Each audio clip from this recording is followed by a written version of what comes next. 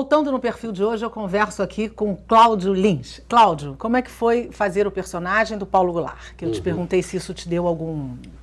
Você ficou mais pensativo sobre isso ou foi tranquilo? Não, foi tranquilo. A gente tinha muito pouca referência, né, do Paulo Goulart fazendo o Claude, né? Por acaso era Claude. Era francês? Francês, a novela era de 72, a gente tinha muito poucas imagens, pouca coisa no YouTube. E também tinha outra coisa, o Paulo optou por não fazer um sotaque de francês. Ele era um francês que tinha vindo, nasceu na França, mas tinha vindo morar no Brasil ainda criança. O que também era mais ou menos a minha história, mas eu era um francês que tinha um sotaque francês, que morava mais, passou mais tempo na França do que no Brasil. E aí eu optei por fazer um sotaque francês e foi um ganho. Foi muito legal, porque trouxe uma comédia para o personagem que talvez eu não conseguisse chegar sem o sotaque. Um ganho e um diferencial, né? Um que diferencial. Aí já distancia do que foi feito. Exatamente. E eu descobri a minha facilidade para sotaques, de um modo geral. Concordo, porque agora no Amor é Bossa. Vamos lá, o nome do né? A Garota de Ipanema, o Amor é Bossa. Pronto, exatamente. Porque eu sempre erro esse título. Você faz um americano, você é chegado nos sotaques, eu então, gosto, né? uma coisa que eu estudo mesmo para fazer, pego referências, para fazer um sotaque bem verossímil, né? E tem uma outra coisa também dos sotaques, que é uma coisa da musicalidade de cada língua. Também. Que isso, você tem que ter também um ouvido apto para captar esse diferencialzinho. Talvez o seu ouvido musical ajude nesse com sentido, certeza né? ajuda, com certeza ajuda. Talvez no seja caso um facilitador. do Claude, Uma Rosa com Uma Amor. Rosa com Amor, eu cheguei a ter franceses perguntando de que parte da França eu era. Olha! Porque não conseguiam reconhecer no meu sotaque que parte da França eu seria, uma coisa maluca. Então o negócio que você fez muito bem feito, realmente. Não, foi muito legal, foi muito elogiado.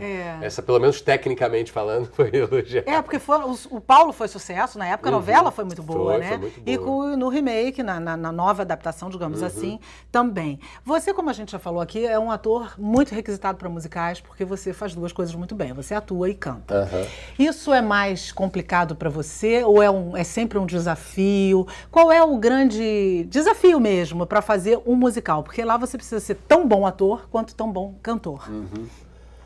Bom, tem aí, obviamente, eu me proponho a ser ator, me proponho a ser cantor. Né? Antes mesmo de juntar os dois, né, que é o que o musical faz, eu já me proponho há muitos anos de ser um cantor, de ser um ator. Então deve ser se fosse uma dificuldade, eu deveria ter escolhido outra coisa.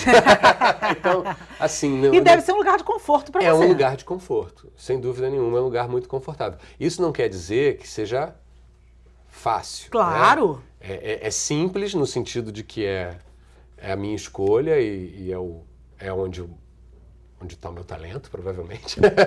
Mas não quer dizer que seja fácil, eu tenho que trabalhar. Cada personagem, cada trabalho, cada texto tem os seus desafios, né? Como a gente está falando, agora no Garota de Ipanema, o grande desafio era eu ser um americano, eu fazer um sotaque de americano, que não fosse uma coisa macarrônica e clichê, mas também que estabelecesse uma comunicação clara e direta com o público de que ele é um americano, de que ele fala com sotaque de americano. E ainda toca sax. E ainda tive que estudar saxofone. Um plus. Ainda tive que estudar saxofone. Então, assim, cada trabalho tem uma particularidade. Eu tenho 2 solos na peça, e um deles é o Manhã de Carnaval, né? Que eu queria cantar Manhã de Carnaval, isso foi uma coisa que a gente decidiu, a direção musical e a direção da peça, né, que é o Gustavo Gasparani e a Adélia Fischer, a gente decidiu que eu ia cantar, inspirado nos cantores dos anos 60. Né? Ele é um americano, a influência dele, quem é que ele ouviu, que aquela personagem ouviu para cantar? Ele ouviu Frank Sinatra, ele ouviu Dean Martin, ele ouviu o Sammy Davis Jr., né, que são os Rat Pack, os cantores que tinham uma maneira de se colocar, uma maneira de impostação, então esse também era um desafio. Né? Eu canto No teatro, eu canto como o personagem canta. A favor do personagem. Não é o Cláudio Lins Às vezes, na passagem de som, por exemplo, eu canto como Cláudio Lins. Eu canto completamente diferente. Eu canto do jeito que a minha expressão traz. Mas como ator, eu tenho que cantar como a personagem. No Elis, por exemplo, eu tinha que cantar como o César Camargo Mariano cantaria. E você fazia muito bem. Exatamente. Também. Era ótimo. Claro, é um César Camargo Mariano da ficção, porque o César Camargo Mariano nem é cantor. E ele não cantaria, e as pessoas não cantariam se não fosse um musical. Não cantariam, saíam cantando, né? Claro. O musical tem essa linguagem. Porém, eu não posso emprestar para o César Camargo Mariano, que não é um cantor, né? E é uma figura que existe, né? Um vozeirão. E ele está vivo. E ele está vivo. E eu foi tenho que lá cantar e gostou. De acordo com aquela cena, de acordo com aquele sentimento, de acordo com aquele momento, de acordo com aquela personagem. Existem uma série de... Então, esse é o grande trabalho. Me adaptar para aquela situação e para aquela personagem. Esse aqui é o grande desafio do musical. Quando você está compondo os seus personagens, você busca referências de que forma? Como é que você os constrói? Eu gosto muito, sempre que possível, de recorrer à literatura. Literatura, sempre que possível. Às vezes você não encontra uma referência, não encontra né? A literatura é o primeiro caminho. Por quê? Porque o escritor já te dá o subtexto. Isso é impressionante. O escritor, ele já escreveu, se você consegue encontrar um personagem literário que sirva de inspiração para a sua personagem, você vai ter meio caminho andado. Porque o escritor já vai te dar todo o subtexto daquele personagem, ou muito do subtexto daquele personagem. Já fez quase um trabalho de casa para você. Ele já faz um trabalho de casa para mim. Então essa é a minha primeira pesquisa, é literatura. A outra pesquisa é uma pesquisa visual mesmo, de filmes, de fotos, né? Como eu te falei, eu fui assistir filmes dos anos 60, fui ver como é que... Isso não quer dizer que eu vá copiar aquilo, mas às vezes você vê um negócio e fala assim, isso é bom de usar. Olha como é que eles faziam, olha como é que ele fez nessa época. Aí você às vezes vê um padrão de repetição de comportamento, você fala, opa, isso é um padrão de comportamento que pode ser da época. Então vou trazer isso também. E a terceira coisa aqui também é isso também, de às vezes você parar, sentar e escrever sobre a vida daquela pessoa. Depois de toda essa pesquisa, né? Você faz uma pesquisa visual, uma pesquisa musical, uma pesquisa literária, e aí você às vezes vai e faz uma historinha para aquela pessoa.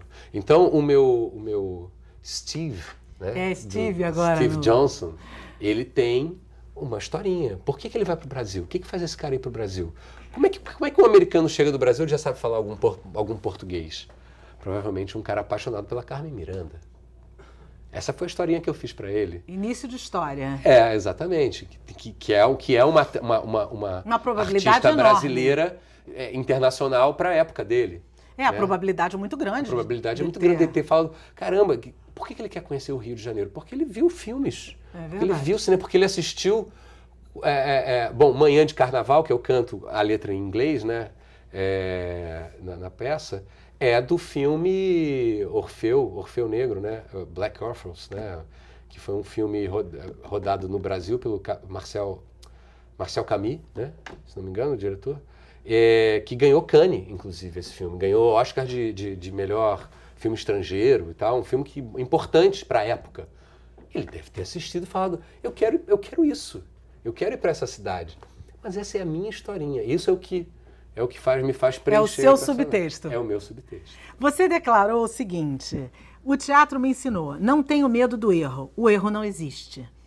Isso é o que te move realmente? O erro não existe? É a tua bússola? O erro não existe. Esse é o que me move. Isso é a maior fé e esperança que eu tenho quando eu ponho o pé num palco, ou quando eu faço uma cena de uma novela, ou quando eu faço uma cena de um filme. O erro não existe. O que acontecer na cena, ele pode ser aproveitado. Ele pode se transformar em alguma outra coisa. Qualquer coisa que possa ser um erro, ele pode... Claro, Eu estou levando isso como fé e esperança, porque nem sempre isso é possível. Às vezes o erro é o erro e todo mundo vê que é o erro e não há nada que você possa fazer para impedir isso. A não ser não errar de novo. A não ser fingir que não viu e segue em frente. No caso do teatro que não para, né? E tal. E às vezes até para. Né? Mas, de um modo geral, eu vou com esse peito aberto pro erro. Encara e segue em frente. Encara e segue em frente. E segue o baile. E mata no peito e vida que segue. É isso aí.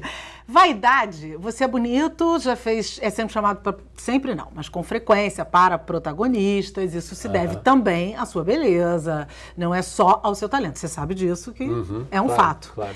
Que tamanho tem vaidade para você? Eu acho que eu sou até vaidoso de menos. Quer dizer, eu tenho uma vaidade, eu acho que a vaidade é importante. As pessoas falam muito dessa coisa, não, porque a pessoa é egocêntrica, porque o ego. Você ter ego grande ou ego pequeno é o de menos. O que importa é como você lida com o seu ego. No caso da vaidade, é como você lida com a sua vaidade. Você lida bem? Né? Eu acho que eu lido bem, mas eu acho que eu poderia lidar melhor, porque eu acho que eu tenho uma vaidade subestimada. Eu acho que eu poderia ser mais vaidoso. Em relação a cuidados com o meu rosto, talvez, ou em relação ao meu cabelo, em relação ao meu corpo. Talvez um pouquinho mais de vaidade seria importante. Eu sou um pouco desleixado, às vezes. Isso não quer dizer que eu não arrume meu cabelo para vir para cá, que eu não ponho uma roupa bonita, que eu não saio, que eu também não seja... Mas você não vive nessa função. Mas eu não vivo em função disso. Porque eu não estou nem dizendo que seja errado, é porque a sua profissão, às vezes, tem atores que se exigem mais por serem atores. E eu acho que a minha profissão, às vezes, pede mesmo uma vaidade em várias áreas da minha profissão. E eu acho que, às vezes, em algumas áreas eu poderia ter sido mais vaidoso. E você sabe também que você é tido como aquele cara mais tímido, mais assim na sua, né? As pessoas falam, apesar de você ser extremamente simpático, educadíssimo e tudo isso. A pergunta que não quer calar. Isso ajuda no galanteio, não ajuda? Funcionou, não funcionou? O tímido tem mais vez ou não tem? Como é que funciona? Não, eu realmente não sou tímido. Eu sou, às vezes, uma pessoa muito reservada. É um pouco diferente. Eu sou uma pessoa muito reservada, dependendo da circunstância, obviamente. É claro que num ambiente de intimidade, de amigos, num ambiente de festivo, isso depende muito do ambiente, claro. Mas eu sou uma pessoa com a minha intimidade reservada. Né? Não sou uma pessoa que abro a minha intimidade para todo mundo, não. Mas nunca me senti uma pessoa tímida, não. Nunca me senti tímido. Agora, o fato de eu ser reservado, talvez seja um charme, vai saber. Realmente não sei.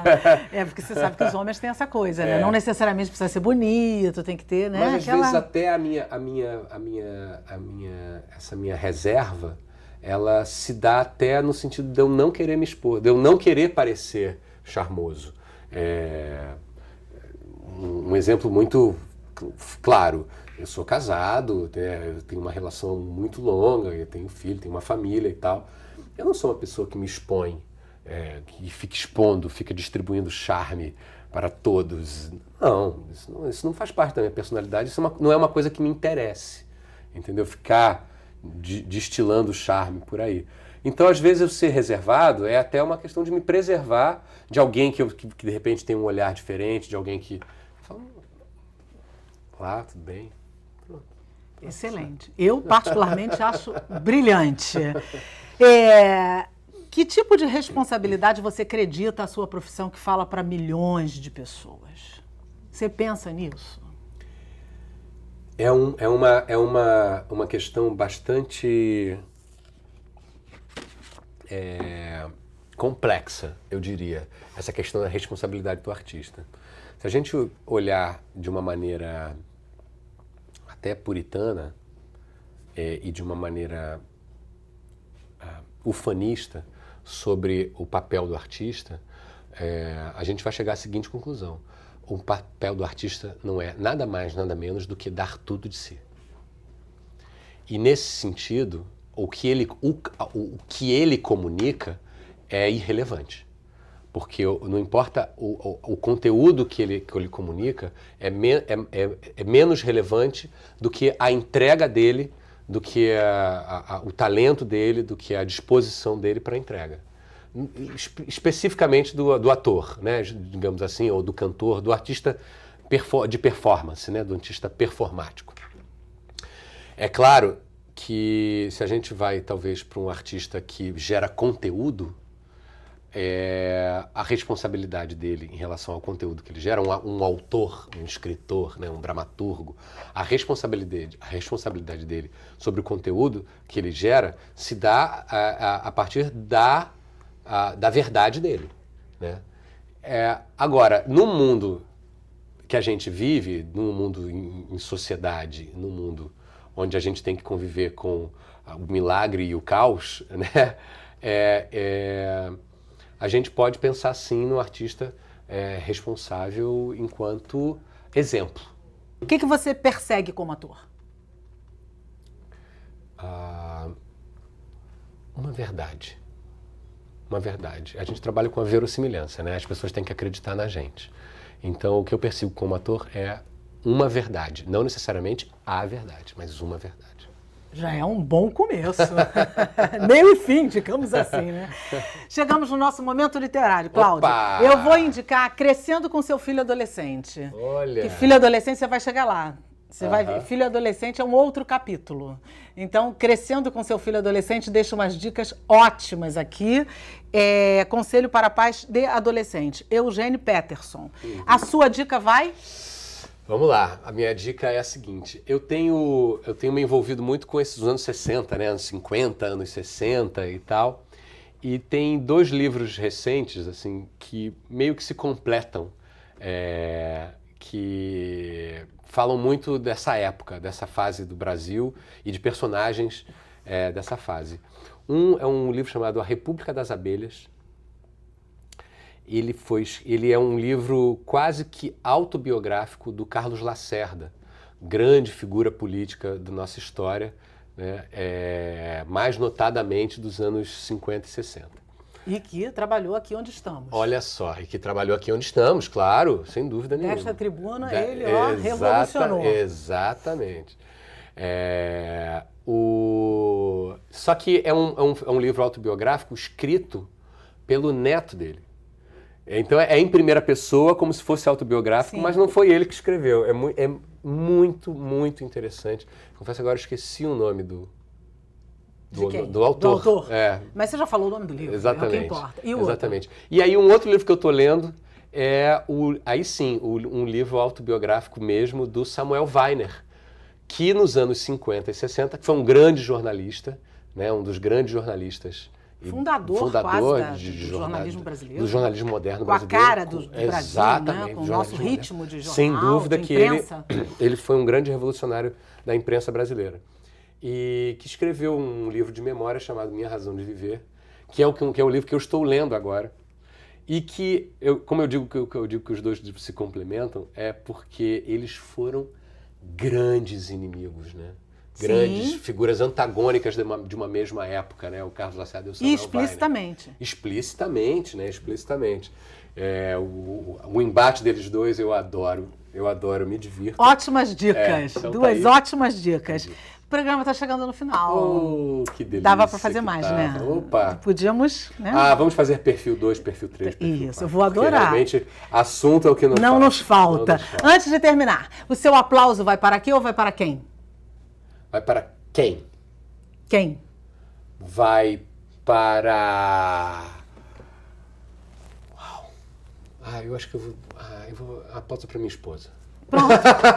Quer aplauso melhor? Quer aplauso melhor? Foi a primeira pessoa que vi, eu tentei pensar numa figura assim mais pública, mas foi ela que veio na minha cabeça. Realmente é a minha grande companheira, Alexandra. Lindo, ainda por cima. O dia do nascimento do meu filho é um dia muito importante para mim, mas o dia mais feliz da minha vida é o dia do meu casamento. Olha, que lindo, hein? Nossa, depois que ela assistiu o perfil, caramba! Ela sabe disso. Que bom, mas está reafirmando, é sempre bom reafirmar, sempre, né? Sempre. E a sua indignação vai para quê ou vai para quem? A minha indignação vai para... para um que é um quem. Digamos assim. A minha indignação vai para a classe política brasileira. Estamos na casa da classe política do Estado do Rio, então que isso sirva como uma crítica positiva, né? A gente vai ter aí mais 2 anos dessa legislatura, né? E que a gente tem tido exemplos muito ruins. A imprensa, ela reforça os exemplos ruins.